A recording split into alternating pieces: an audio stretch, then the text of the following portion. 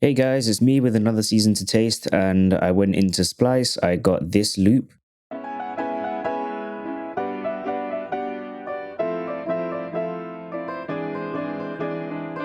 and we're gonna do another little bit of lo-fi stuff, basically. So in my last two videos, I've kind of looked at using plugins to give that sort of lo-fi saturation, so either vinyl distortion or tape sort of distortion and saturation. And this is another one of those sort of like tape effects. It's called Cassette. It's by Wavesfactory, and I really like it.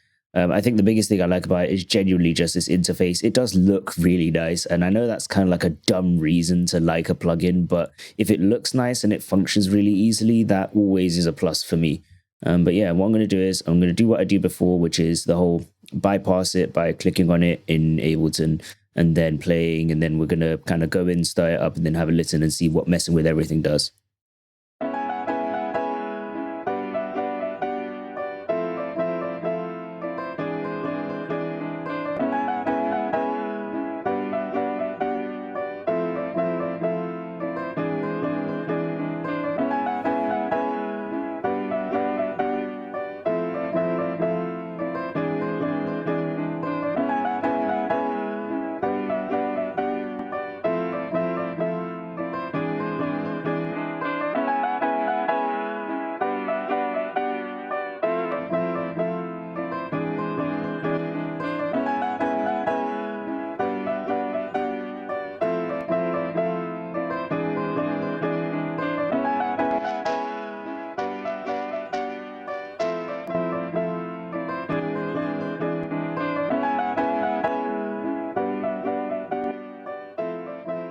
There we go. So that's a quick look at some of the things that you can do with this. It's kind of really simple. These three, I think, are meant to be different, like tape recorders.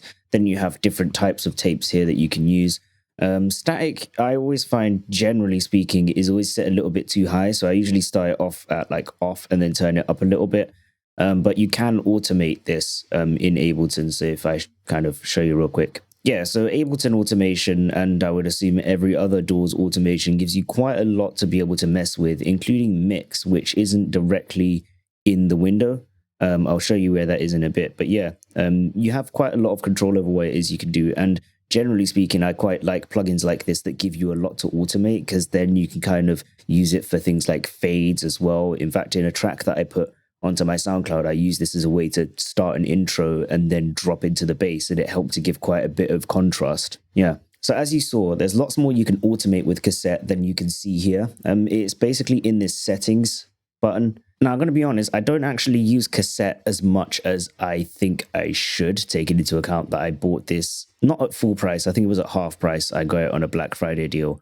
But yeah, I would use it more. As a genuine bit of criticism for it, having mix like over here is a little bit annoying. It kind of is almost like something that I would want as, you know, another knob here. Like I would maybe get rid of either erasures or stability or something like that and just have a mix, or maybe just have a mix underneath the output. Like there should be a mix directly on the effect. That's where every other effect has it. I genuinely didn't use this that much because I didn't know there was a mix function. If I'd have known it was there, I would have been able to dial in as much as I want and then, you know, go on from there, because it sounds really good when it's mixed in with stuff. It kind of adds a weird sort of like phase sort of situation, which personally I quite like.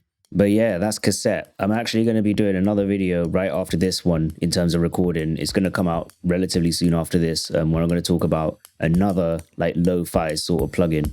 So yeah, if you want to see more of me talking about lo-fi plugins, make sure you're subscribed. Cool.